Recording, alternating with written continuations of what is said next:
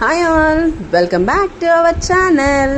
So today vlog వచ్చేసి మనమైతే అయోధ్యకు వెళ్తున్నాము. అదేనండి, అయోధ్య కాదండి, మన వైజాగ్ పామ్ బీచ్ దగ్గర వేసిన అయోధ్య సెట్ మాట ఇది. సో అక్కడికి వెళ్ళి మన యొక్క ఎక్స్పీరియన్స్ని షేర్ చేసుకుందామని వెళ్తున్నాం అన్నమాట. సో చూస్తున్నారు కదా, ఇక్కడి నుంచే కనిపిస్తుంది కదా.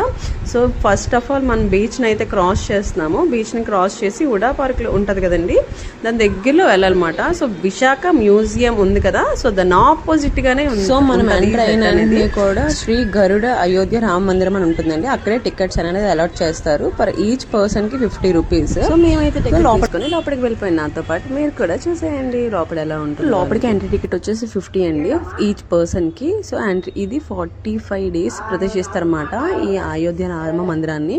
మార్నింగ్ 9 to నైట్ 10 వరకును ఎంట్రీ టికెట్ అనేది మనకి అవైలబిలిటీలో ఉంటుంది. సో ఎవరైనా చూడవలసిన వాళ్ళు ఉంటే యూటిలైజ్ చేసుకోండి. సో ప్రయాగ్రాజ్లో కూడా ఈ సెట్ అనేది వేశారు, అక్కడ సక్సెస్ అయ్యిందంట. సో దాన్ని బేసిక్గా తీసుకొని మన వైజాగ్లో కూడా వేస్తే అక్కడ వరకు అయోధ్యకు వెళ్ళలేను. సో నేనైతే అయోధ్యకు వెళ్ళలేదు కదా. సో ఇక్కడ చూసినప్పటికీ నాకైతే అయోధ్యకు వెళ్ళి రాముని దర్శించుకున్నంత ఫీల్ అయితే నాకు కలిగిందండి. రియల్లీ థ్యాంక్స్ టు రామ మందిరం టీమ్. అండ్ నెక్స్ట్ బేసిక్గా మనకి బీచ్ రోడ్న అంటే బీచ్ వ్యూ కూడా మనం ఎంజాయ్ చేయొచ్చు. సో చాలా బాగుంది. అండ్ నెక్స్ట్ ఒక పక్క గరుడు వాహనుడు, ఒక పక్క రాముడికి శిష్యుడు అయిన హనుమంతుడు వాహన అయ్యి లోపలికి అనుమతించడానికి పెట్టారన్నమాట. అది చాలా చాలా నచ్చింది నాకైతే.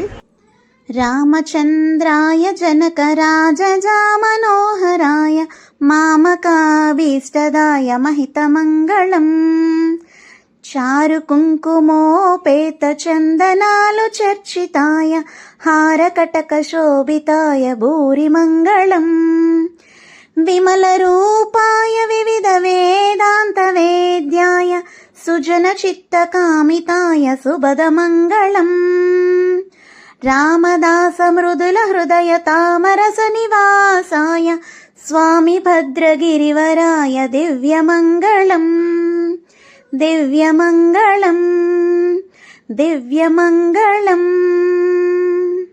వన్ థింగ్ ఏంటంటే విఐపీలు ఉండరు. నార్మల్గా ప్రజలకి ఎలా అయితే దర్శనం ఉంటుందో అందరికీ కూడా అలాగే దర్శనం. మా దర్శనం అయితే ప్రశాంతంగా అయితే జరిగింది. సో మీకైతే ఈ వ్లాగ్ నచ్చిందని అనుకుంటున్నాను. చూసారు కదా, మీకు ఇంత చక్కటి వీడియో అయితే ఇస్తున్నాను. నాకైతే ఒక లైక్, షేర్ అండ్ సబ్స్క్రైబ్ చేసుకోండి.